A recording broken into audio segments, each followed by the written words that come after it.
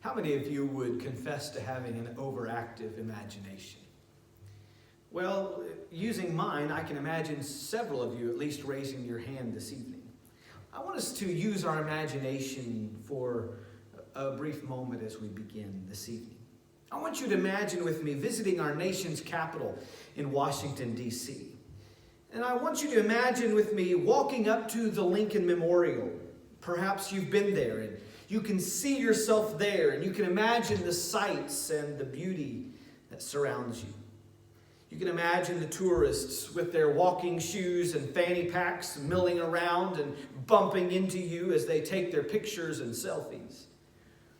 And as you stand mesmerized by the Greek architectural structure and the larger-than-life monument of Lincoln, I want you to imagine with me Lincoln's marble frame transitioning to flesh and blood. Hard to imagine, isn't it? Imagine our tall, lanky 16th president standing and declaring, 77 years ago, our fathers brought forth on this continent a new nation, conceived in liberty and dedicated to the proposition that all men are created equal. Sounds preposterous, doesn't it? Certainly in the natural realm it is, but what about the spiritual realm? Is this really an impossibility? Before you say no, think about that above scenario and then think about communion. Communion is a memorial. Communion is a time of remembrance. Jesus himself instituted this as a way to remember his death. And yet in communion, while we remember his death, we are consciously made aware of the living Christ, the living presence of Jesus as we partake.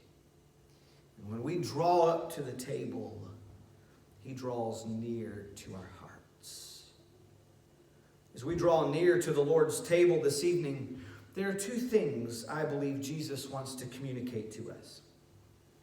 These two things are found in the two primary sources we turn to in Scripture as the basis for communion. The Gospels are one source, and Paul's first epistle to the church at Corinth is a second source.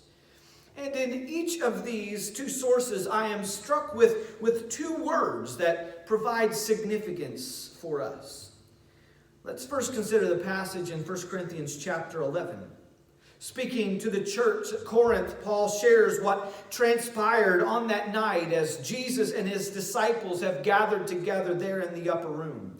Paul says in verses 24 to 26, and when he had given thanks, he brake it and said, "Take, eat, this is my body which is broken for you. This do in remembrance of me." After the same manner also, he took the cup when he had supped, saying, "This cup is the New Testament in my blood. This do ye as oft as ye drink it in remembrance of me. For as often as ye eat this bread and drink this cup, ye do show the Lord's death till he come."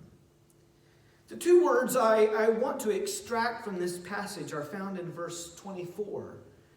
They are the words, "for you."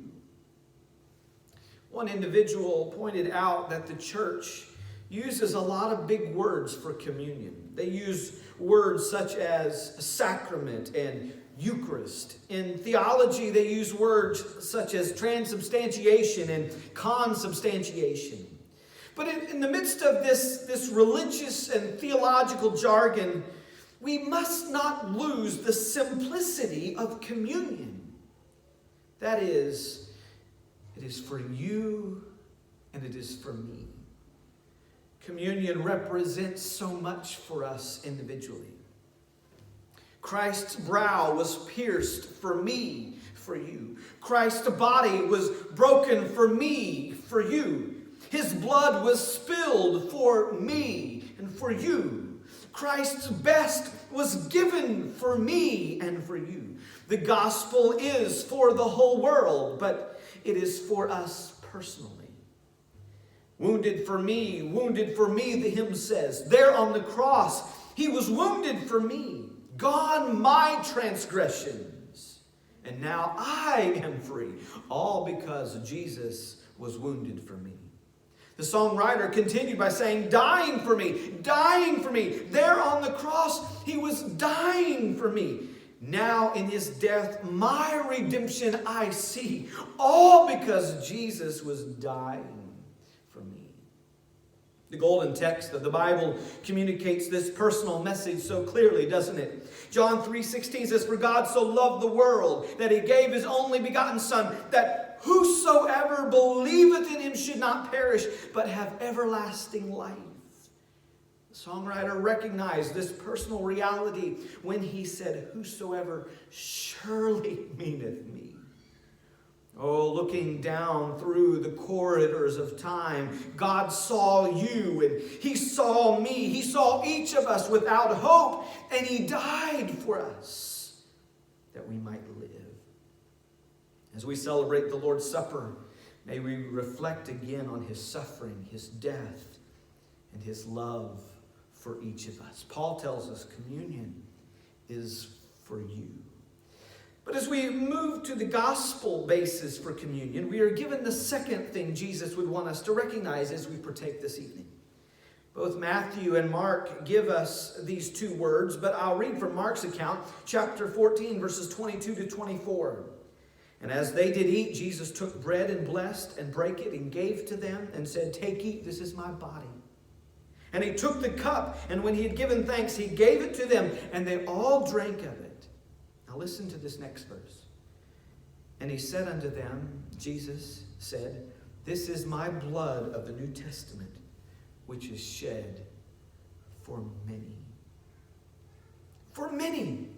In these two words, Jesus gives a commission to go before the Great Commission was ever given. The Hebrew writer says that Jesus tasted death for every man. Paul tells us that Jesus died for all in 2 Corinthians chapter 5. And here, Jesus tells the disciples, "My blood is shed for many."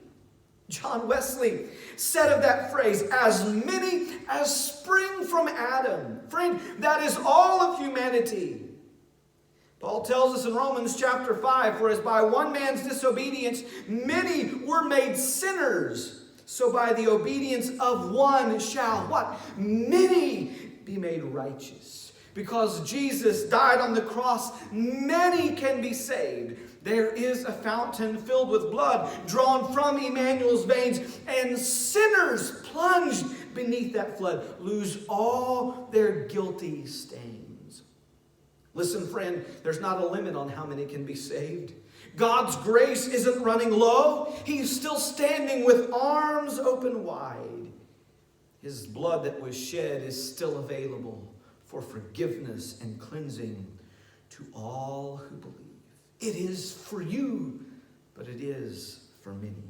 For you represents the personal appeal of the gospel. It affects me. It affects my life. It affects my choices. It affects my destiny.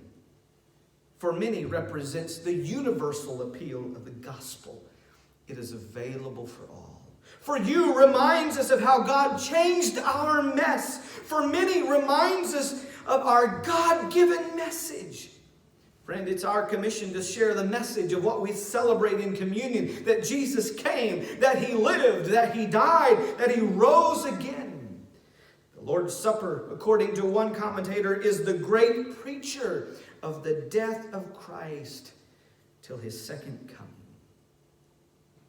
When we partake of the Lord's Supper, we are continually communicating to those around us that Jesus died for the sins of the world. If you're like me, I don't know if I've ever given much thought about communion in light of others. But it's true, what we've been the recipient of is what the world needs. And so, tonight as we approach the table, maybe we should first express our gratitude for what Jesus did for us personally. But then, let's express our gratitude for what he has done for the whole world, for our family, our friends, our neighbors. Communion reminds us that Jesus died for you. He died for me. But it also reminds us that he died for me. Let's reflect tonight. Let's celebrate those truths as we gather to the Lord's table.